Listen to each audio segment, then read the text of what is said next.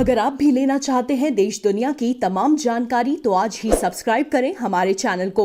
साथ ही नीचे दिए बेल आइकन को जरूर दबाएं ताकि हर अपडेट आप तक पहुंच सके।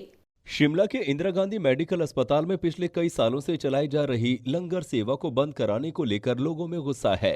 लंगर सेवा चलाने वाले सर्वजीत सिंह बॉबी के समर्थन में शिमला ग्रामीण के विधायक विक्रमादित्य सिंह उतर आए हैं। उन्होंने शिमला के रिज मैदान पर राष्ट्रपिता महात्मा गांधी की प्रतिमा के समक्ष धरने पर बैठकर अपना विरोध दर्ज कराते हुए पूरे मामले को राजनीति से प्रेरित करार दिया और प्रदेश के मुख्यमंत्री जयराम ठाकुर से मामले में हस्तक्षेप करने की मांग की।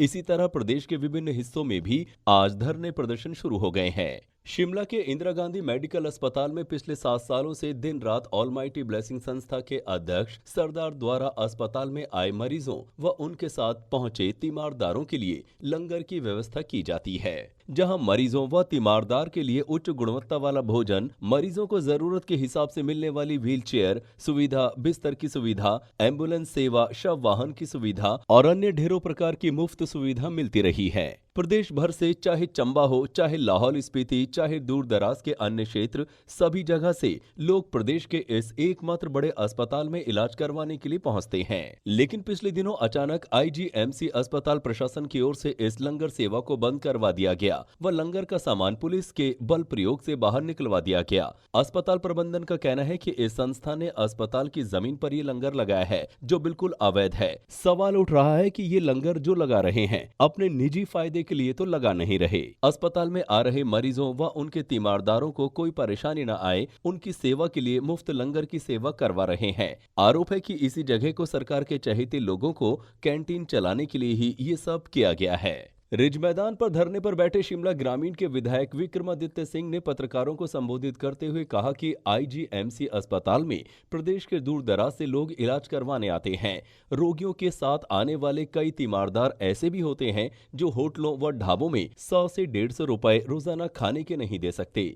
ऐसे लोगों के लिए सर्वजीत बॉबी ने 7 साल पहले लंगर सेवा शुरू की थी, लेकिन अब लंगर को बंद करवा दिया गया है, जो कि बेहद दुर्भाग्यपूर्ण है। उन्होंने इस मामले में मुख्यमंत्री जयराम ठाकुर और स्वास्थ्य मंत्री राजीव सैजल से पुनर्विचार करते हुए सर्वजीत बॉबी को फिर से लंगर सेवा शुरू करने की अनुमति देने की मांग की। उन्होंने कहा कि कुछ चीजों पर समाज में दलगत राजनीति से ऊपर उठकर सोचने और समझने की आवश्यकता है। निस्वार्थ भाव से समाज के लिए काम करने वालों की प्रशंसा करने की बजाय उनके मनोबल को तोड़ने के प्रयास नहीं होने चाहिए। उन्होंने कहा कि आज शांतिपूर्ण तरीके से पूरे मामले को लेकर रोष व्यक्त किया है। विक्रमादित्य सिंह ने शिमला पुलिस की कार्रवाई पर भी सवाल खड़े किए। उन्होंने कहा कि जिस तरीके से यहां लंगर का सामान पुलिस की ओर से उठाया गया वो गलत है। लंगर की जगह को छावनी में तब्दील कर दिया गया था। उन्होंने कहा कि पुलिस के अधिकारियों को देखना चाहिए था कि वे क्या करने जा रहे हैं और उसका समाज में क्या संदेश जाएगा। उन्होंने कहा कि जिस तरह का कार्य किया गया है वो उन लोगों की इच्छा शक्ति को भी दबाने का प्रयास है जो समाज के लिए काम कर रहे हैं या समाज सेवा के लिए आगे आना चाहते हैं। इस मौके पर हरीश जनार्था सहित कई कांग्रेस नेता व पदाधिकारियों के साथ ही लंगर सेवा का लाभ लेने वाले बड़ी तादाद में लोग भी मौजूद रहे। कांग्रेस प्रवक्ता दीपक शर्मा ने कहा कि शिमला स्थित कैंसर अस्पताल में ऑलमाइटी संस्था के साथ जिस तरह का बर्ताव किया गया है और स्वास्थ्य प्रशासन द्वारा बदले की भावना से कार्रवाई की गई है वो दुर्भाग्यपूर्ण है। इस संस्था ने निस्वार्थ सेवा का उदाहरण पेश किया है, लेकिन लगता है अस्पताल प्रशासन को निस्वार्थ सेवा रास नहीं आई। कांग्रेस प्रवक्ता ने कहा कि निस्वार्थ मुफ्त सेवा कर रही इस संस्था को हटाकर अस्पताल प्रशासन क्या सुविधा देना चाहता है, ये स्पष्ट करे। क्या इस सुविधा की जगह सरकारी ठेके पर ठेकेदार के माध्यम से कोई खेल तो नहीं खेला जा रहा है? जिस तरह से ये संस्था मुफ्त भोजन व्यवस्था की सुविधा दे रही थी, क्या ऐसी ही व्यवस्था अस्पताल प्रशासन अपनी ओर से जारी रखेगा? सरकार इस बारे में स्थिति स्पष्ट करे। दीपक शर्मा ने कहा कि हमीरपुर स्थित मेडिकल कॉलेज में एक स्वयंसेवी संस्था पिछले 2 दशक से अनुकरणीय उदाहरण पेश कर रही है। मरीजों और उनके तीमारदारों को 3 समय का भोजन और चाय पान मुफ्त में दिया जाता है। प्रदेश के अन्य स्थानों पर ऐसा उदाहरण देखने को नहीं मिलता है। ऐसी संस्थाओं को हतोत्साहित करने के लिए मेडिकल माफिया हमेशा से तत्पर रहता है। कांग्रेस नेता ने कहा कि ऐसी संस्थाओं को प्रोत्साहन दिया जाना चाहिए, लेकिन सरकार जिस तरह से इन संस्थाओं के साथ राजनीति कर रही है वो दुर्भाग्यपूर्ण एवं शर्मनाक है। उन्होंने कहा कि इससे निस्वार्थ सेवा में लगे लोगों को जहां निराशा होती है वहीं समाज के लिए नकारात्मक संदेश जाता है। उन्होंने सरकार के इस व्यवहार की कड़ी निंदा की।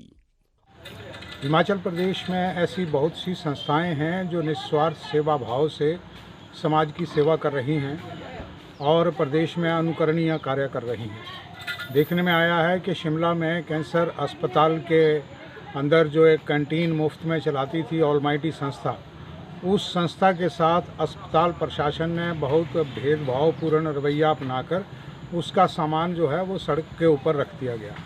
ये निसंदेह बहुत दुर्भाग्यपूर्ण है। इससे जो निस्वार्थ सेवा कर रही हैं संस्थाएं, उन संस्थाओं का हौसला पस्त होता है और निस्वार्थ जो सेवा कर रहे हैं लोग, उन लोगों को जो है वो निराशा होती है इस बात से। ये ऐसी संस्थाओं के बीच में राजनीति नहीं होनी चाहिए। राजनीति से ऊपर उठकर इन संस्थाओं का जो है वो सहायता करनी चाहिए। सरकार को उनको सम्मानित करना चाहिए, प्रोत्साहित करना चाहिए। इनको हतोत्साहित करना निसंदेह दुर्भाग्यपूर्ण है। ऐसी संस्थाएं पूरे प्रदेश में हैं। उदाहरण के स्वरूप हमीरपुर में एक संस्था जो सीनियर सिटीजन काउंसिल के माध्यम से चलती है, वो पिछले लगभग 2 दशक से करोड़ों रुपया खर्च कर चुकी है। 3 टाइम मुफ्त में खाना और चाय पान जो है मरीजों और उनके तीमारदारों को दिया जाता है। यही कार्य अगर सरकार अपनी तरफ से करती तो अब तक 15-20 करोड़ रुपया उस पर खर्च हो चुका होता ठेकेदारी के माध्यम से। देखना ये ज़रूरी है कि क्या इन संस्थाओं को हतोत्साहित करने के पीछे कहीं मेडिकल माफिया का वो ठेकेदार माफिया तो नहीं है जो इन संस्थाओं की जगह खुद अपने आप वहाँ पर वो लेकर ठेका लेकर जो है उसमें पैसे देकर करना चाहता है। अगर ऐसी बात है तो ये और भी चिंताजनक और दुर्भाग्यपूर्ण है। निसंदेह सरकार को इसके बारे में राजनीति से ऊपर उठकर जो है वो निर्णय लेने चाहिए और ऐसी संस्थाओं को इस तरह से हताश निराश नहीं करना चाहिए। उनको हतोत्साहित करना प्रदेश के बाकी जितनी संस्थाएं या लोग हैं जो निस्वार्थ सेवा में लगे हैं, उनके लिए ये एक अच्छा उदाहरण नहीं होगा। इसलिए हम सरकार से कहेंगे कि शीघ्र इसके ऊपर जो है सकारात्मक तरीके से जो है वो निर्णय लिया जाए और इस संस्था के साथ ऐसा राजनीतिक द्वेष की भावना से काम ना किया